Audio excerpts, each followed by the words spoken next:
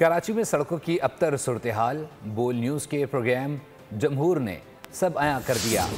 वज़ीर आज़म की जानिब से दिए गए फंड्स की रिपोर्ट सिंध हुकूमत ने विफाक को पेश कर दी है। सिंध हुकूमत ने कहा कि रकूम का बड़ा हिस्सा सड़कों की तामीर, निकासी आब, बिजली और पानी की फराहमी और कंसल्टेंसी पर खर्च किया जाएगा। पेमेंट हो चुकी, ठेका जो है वो जो कॉन्ट्रैक्ट है वो दे दिया गया।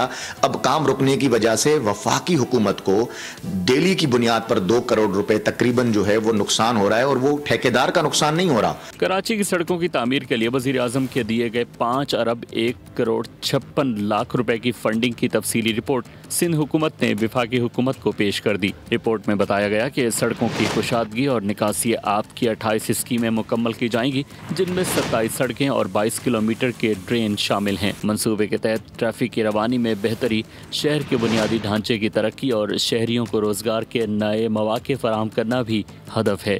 इस मंसूबे की तकमील जून 2026 तक मुकम्मल होने की तवक्को है।